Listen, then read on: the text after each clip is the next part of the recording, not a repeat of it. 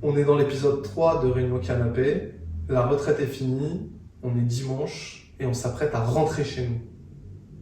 Et qu'est-ce qu'on fait de beau? Moi, je suis dans une voiture Ok. avec une des participantes qui m'a proposé de rentrer avec elle. Ouais. Et c'est assez horrible comme moment parce que j'ai l'impression de quitter la bulle de... C'est silencieux, c'est doux, c'est que amour et bienveillance, c'est Qigong le matin. Enfin, tu vois, le truc qui fait du bien. Et au début, c'est des petites routes de campagne où il n'y a personne. Et très vite, on arrive sur l'autoroute. Et là, ça va beaucoup trop vite. Ça va beaucoup trop vite. Les gens sont pressés. Enfin, je me souviens qu'elle roule vraiment pas vite. Et tu sais, à un moment, on voit qu'on se fait vachement doubler. Elle dit ah, putain, c'est vrai, là, faut aller beaucoup plus. Ah, c'est 130. Tu sais, il y a un vrai truc de lenteur en fait. On a du mal à revenir dans le monde réel et commun. Du coup, on parle un petit peu. Je t'envoie donc mon premier message. Puisque tu m'as donné ton numéro juste avant de partir. Et on met pas de radio, rien du tout. Enfin, tu vois, soit on parle, soit on est dans le silence, comme pour prolonger un peu l'expérience. Et à ce moment-là, en fait, c'est comme trop de sollicitations de partout. Tu vois, il y a le bruit, il y a tout à gérer, en fait, en même temps. L'excitation, les questions, le rappel de putain, bon bah du coup, là, on est dimanche soir, il est tard, tu vois, j'arrive, il est genre 20h30. Merde, demain il y a l'école, et puis demain je reprends le boulot, donc il faudra quand même que je check mes mails avant. Enfin, tu sais, il y a comme tout qui revient d'un coup, et je me sens submergée à ce moment-là. Et je suis chez moi, et je rallume mon téléphone, et là je me rends compte qu'en fait, il y a des potes que j'ai pas prévenus que je faisais la retraite silencieuse. Ma famille, je leur avais dit et tout, j'avais donné le numéro de Jeanne au cas où, il n'y avait pas de problème, mais il y a des potes à qui j'ai rien dit. Et ils m'ont contacté cette semaine-là et ils ont vu qu'il n'y avait pas de réponse et ils étaient comme bah. Tu sais, j'ai genre salut mec, ça va, t'es dispo, truc, machin. Et après, mec, ça va. Et puis 2-3 jours après, mec, on s'inquiète et tout. J'hésite à envoyer un message à ta soeur ou à tes parents et tout, est-ce que ça va? Et genre, je fais, ouah merde, j'ai déconné. Donc je les rappelle tout de suite. Donc tout de suite, j'ai un truc de stress en mode ouais, je suis désolé, j'ai oublié de vous prévenir et tout. En plus, j'avais mis un message sur Insta en mode je suis pas là, coupure digitale, ça sert à rien de me contacter, je reviens dans une semaine, tu vois. Mais eux, ils étaient en mode ouais, mais enfin. Ouais, pas pour les potes. Pas pour nous, ouais. tu vois. J'ai répondu à ton message aussi. Et je fais waouh, Laurie! Je me rappelle, j'ai écrit en gros Laurie. Avec plein de points Après, d'exclamation. les points d'exclamation. Et après, je dis putain, il faut absolument que je te dise un truc. Mais pas par message. Ouais. Genre, faut Ce qui qu'on était très s'appelle. frustrant du coup. Je sais que je dois faire un truc avec cette meuf, donc avec toi. Et dans ma tête, j'étais comme, mais je sais pas c'est quoi. Mais j'étais convaincu qu'il y allait avoir un truc entre nous. Et je sais pas pourquoi. J'étais convaincu que c'était professionnel. Avant toute chose, j'étais genre, on va peut-être faire un truc ensemble. Je savais même pas ce que tu faisais. Enfin, on n'avait pas parlé, quoi. Mais pour moi, c'était professionnel. On allait faire un truc professionnel ensemble. Moi, j'étais convaincue qu'on se reverrait pas. Et moi, pour moi, en fait, si on s'est pas parlé à la fin de la retraite, au moment où tout le monde se dit au revoir, machin, c'est genre, bon, bah, On s'est un peu salut, parlé. tu vois. Ouais, très peu. On s'est un peu parlé. Je voulais cette intimité entre nous de. Ok, il y a eu un truc avec toi, je sais pas ce qui se passe, mais je sens que. Enfin, dans ma tête, c'était ouais, peut-être qu'il y a juste besoin d'aide ou d'écoute, ou je sais pas. D'ailleurs, c'est ce que je t'ai dit dans mon message. Non, c'est ce que je t'ai dit dans mon appel. Et en même temps, je me dis, j'ai l'impression, ça, je me souviens, j'ai l'impression que t'es pas vraiment écouté et que bah, si t'as besoin ouais, qu'on t'écoute, on peut aller. Je sais pas, boire un café quand tu veux. Je t'avais fait une proposition comme ça, mais encore une fois, pas dans l'optique de quoi que ce soit. Ouais, c'était pas un date. Hein. Ouais, c'est pas un date. Ouais. Mais en plus, ouais, voilà, ça, je t'ai dit ça, je t'ai dit, ouais, j'ai pas l'intention de te dater ou quoi, genre, c'est pas du tout. Enfin, le pire appel de la Terre, c'est ouais, on a un truc à faire tous les deux, je sais pas c'est quoi, c'est pas un truc de drague, mais t'es chelou, mec, tu veux quoi, tu sais, genre. Je parlais au téléphone et j'étais entendu, mais elle va rien comprendre à ce que je lui dis. Et j'ai tout compris. Et t'as tout compris. Par contre, bah, en arrivant, forcément, je suis partie une semaine, donc j'ai des questions, tu vois, à la maison. Alors, raconte-nous, qu'est-ce qui s'est passé, c'était comment et tout. Et en fait, Dur. j'arrive pas à mettre des mots tout de suite dessus, tu vois. J'ai l'impression d'avoir besoin de comme protéger ce truc-là pour essayer de le comprendre moi-même avant de pouvoir en parler. Et je sais que j'ai très envie d'en parler. D'ailleurs, très rapidement, je pense dans les jours qui ont suivi mon retour, je l'annonce, tu vois, je dis je vais faire un épisode de podcast parce que franchement, il faut que je vous parle de ce truc-là. Et je suis persuadée de pouvoir le faire dans les jours qui suivent. Hein. On s'est tellement ressourcés, je pense, pendant cette semaine. On a tellement pris pour nous tout. Ouais. L'amour, la bienveillance, le repos, le calme. Enfin, tu sais, genre, on s'est rempli. Ce qui fait qu'après, on pouvait le redonner aussi plus facilement, en fait. Et ça, c'est une des grandes leçons que j'ai retenues aussi de toute cette histoire. C'est je peux pas donner quelque chose dont je suis en manque moi-même. J'ai mon équipe aussi qui commence à revenir vers moi. Alors, c'était comment? Ça y est, bon, maintenant que t'es rentré, il y a tel truc à valider et tout. Et je suis genre... les gars, alors, pas compris. Il va me falloir quand même un petit temps avant de pouvoir être réactive à nouveau. Donc ça a été une période délicate, tu vois, pour moi, mais aussi, je pense, pour eux, parce que on change du tout au tout. On passe de Laurie qui répond dans la minute et qui a 48 idées et machin, à... tout ça me passe complètement au-dessus. En fait, moi, ce qui se passe, c'est que dès que je rentre, mais littéralement, en fait, je rentre chez moi, je monte les 3 petites marches, je fais un câlin à mes enfants, je vais me poser dans le canapé, je pleure. Le dimanche, en rentrant. En fait, je rentre, je fais un câlin aux enfants et tout, et le seul truc qui me vient en tête, c'est à quel moment je vais pouvoir aller me coucher et être toute seule. Tu vois, c'est super dur à vivre à ce moment-là. Je suis un peu un autiste des sentiments, tu vois, genre... Je dis pas spontanément ce que je ressens, enfin j'ai du mal à comprendre déjà ce que je ressens. Et là, le fait que je ressente un truc qui est différent d'habitude, enfin je capte pas vraiment ce qui se passe, tu vois, genre.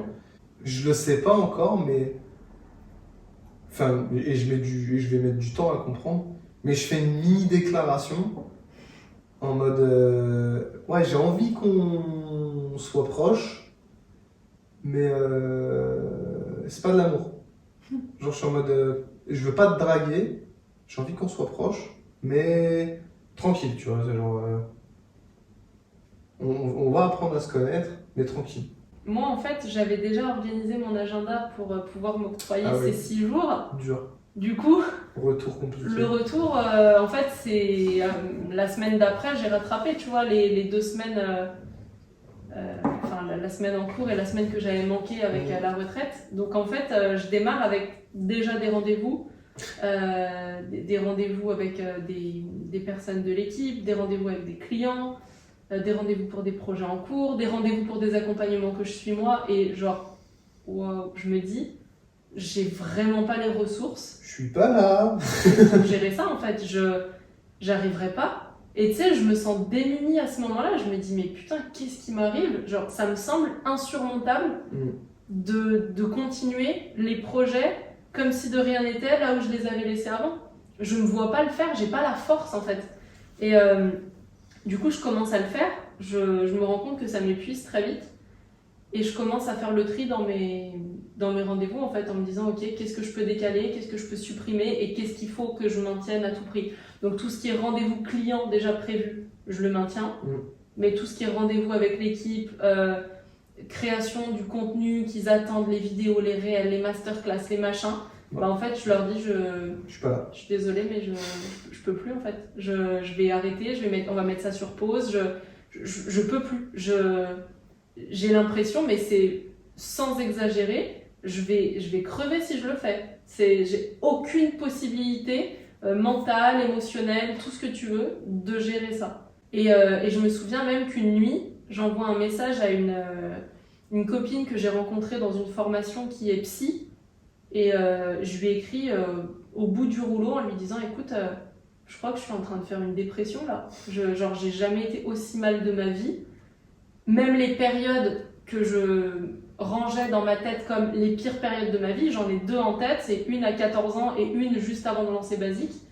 C'est les 2 moments où j'ai vraiment eu la sensation de toucher le fond.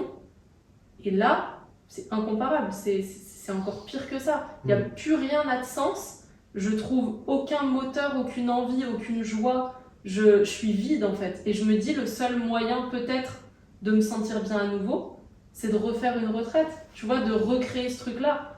Et après, je comprends rapidement, et puis on en parle aussi, que c'est pas une bonne idée, quoi. Moi, je te dis clairement que tu te trompes. Je voudrais fuir dans un truc qui va juste retarder l'échéance où je me retrouve à nouveau dans cet état-là. Ouais, et puis à ce moment-là, je te dis, c'est prendre le risque que ça soit pas ce que tu recherches et que ça soit encore plus violent parce que tu fuis. Ouais. Et s'il n'y a pas ce que tu veux au bout... Oui, parce qu'en plus, ce que j'ai compris, c'est que je voulais pas repartir en retraite, c'est que je voulais vivre la même retraite. Mais pas la même dans le programme. Je voulais revivre la même avec les mêmes personnes, les mêmes moments, tout. Ce qui n'est pas possible. Donc ouais, j'arrive à ce petit-déj. J'arrive en premier, d'ailleurs, parce que t'es en retard là aussi. Je suis pas vraiment en retard. De 10 minutes. Il pleut. Ouais, 10 minutes, mais il pleut. Ah, ça compte pas? Bah, il pleut. En scoot, tu roules moins vite. Ouais, mais tu pars avant. Non. Donc bref, j'arrive, je t'attends, et je me sens grave stressée, en fait. Et je lève la tête, je te regarde dans les yeux, et je fais « Ah, putain ». Je me rappelle en plus, je dis « Eh merde ». Tu sais, genre comme si ça venait de me tomber sur le coin de la gueule. Et je fais « Ah ouais, putain ». Et tu me dis « Mais qu'est-ce qu'il y a ?» Je dis « Non, mais t'as une tache dans l'œil. » Et je trouve ça beaucoup trop mignon et ça me fait craquer, genre. On va pas être potes. Non. On va pas créer un lien d'amitié fort, c'est pas l'ambiance. Et je comprends en même temps qu'il y a plein de choses qui sont compliquées dans nos deux histoires, tous les deux, quoi. Moi, je suis en couple, toi aussi, toi, t'es marié en plus, t'as des enfants.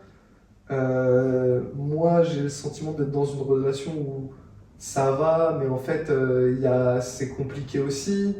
Qu'est-ce que je suis en train de faire? Tu sais, genre, c'est tout ce que je voulais pas. C'est horrible à dire, mais je veux pas être, tu sais, celui qui brise une famille. Je veux pas être, genre, je suis parent divorcé. Je veux surtout pas être celui qui crée le divorce, tu vois.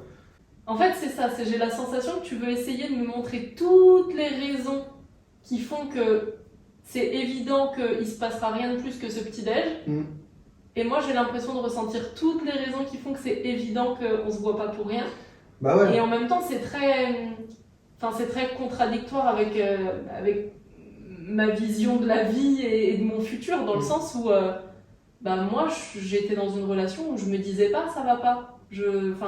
Pour moi, tout va bien, je suis épanouie, je fais le taf sur moi pour me sentir alignée dans ma vie, je prends des décisions.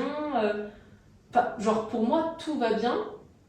Et en fait, quand on se voit, je me dis ah putain, waouh, j'avais pas envisagé de prendre ce virage-là dans ma vie qui ne s'explique pas, mais qui est inévitable. Genre, je sais au moment où on se voit la suite de cette histoire.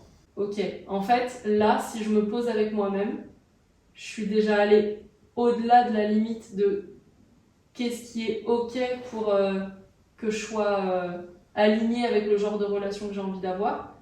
Et là, en fait, je suis allée trop loin parce que il s'est rien passé, mais t'es dans ma tête et j'ai envie de te revoir et je sais que je vais te revoir. Donc à partir de là, je me dis ok, il faut qu'on ait une discussion, il faut que j'en parle à mon mari, du coup, à ce moment-là, et genre, c'est clair dans ma tête que j'ai déjà dépassé la limite que je me suis fixée, et mon baromètre, c'est est-ce que tu vas mettre un terme à ça et ça n'ira jamais plus loin et c'est ok, ou pas, et c'est évident que je veux te revoir et je veux te revoir le plus vite possible. Donc pour moi, il est pas envisageable de jouer sur deux tableaux et de tester quelque chose. Et en fait, à partir du moment où je comprends que je veux te revoir, je me dis ok, prends la décision qu'il faut pour le faire correctement. Et donc ce soir-là, j'ai la fameuse discussion où j'explique ce que je sais pas trop expliquer. En fait, j'ai pas vraiment de raison, si ce n'est que je le sens, quoi. Je suis ce qui est juste pour moi à ce moment-là. En fait, c'est pour ça, tu vois, que quand on se voit au jardin, je te l'annonce, genre, au fait, pour information, j'en ai parlé hier avec mon mari, donc je me sépare, je vais divorcer. Je demande le divorce. Et je vais chercher un appart. Ouais, ah oui, ah oui, ah oui, Ah oui, je te fais ah le oui, c'est combo. ça, ouais, le Et, doublé gagnant. et en fait, là, tu te Ouais. décomposes et d'un coup, tu sais, je me dis, en fait, genre, par contre, je vais te rassurer 2 secondes, je te demande rien. Ouais, avec ou sans toi, c'est pareil. Ouais, que tu sois Tu là m'as ou que dit tu sois pas exactement ça, là, t'as dit avec ou sans toi, c'est pareil. ça va rien changer. Genre, j'attends rien de toi. Juste, je te le dis, pour moi, c'est très clair dans ma tête. Je divorce, je trouve un appart et c'est tout. J'attends rien de toi, j'attends pas de promesses, j'attends pas que tu sois là. C'est juste, ça a été l'élément déclencheur pour me permettre de D'enchaîner la passer à suite, ouais. une nouvelle étape de ma vie. Mais en fait, je m'en fous de ce qui va se passer entre nous. C'est vraiment ma décision pour moi là. Tout ça, c'était début juin. Ouais, Alors on enregistre ce podcast, on est début novembre. ouais, ça me Et, passe des trucs. et il s'est passé 1000 choses entre temps. Mais ce qui compte, c'est le fait qu'on ait évolué chacun de notre côté et ensemble. Ça m'a fait travailler sur moi ces 5 derniers mois comme jamais dans ma vie. Et pourtant, j'étais persuadée d'avoir déjà beaucoup travaillé sur moi. Et franchement, c'est rien par rapport à ce qui s'est passé là ces 5 mois. J'ai l'impression d'avoir affronté toutes mes plus grandes peurs d'un coup. Mais toutes, même les plus vieilles, même les plus insignifiantes, les plus énormes, tout. Il y a tout qui est passé. Au niveau pro, au niveau perso, mes amis, ma famille, même les personnes qui m'entouraient au niveau du boulot, les mentors, les clients, tout a été remis en question, a changé en même temps que moi, c'est logique du coup. Et waouh, ces 5 mois, ça m'a secoué comme jamais.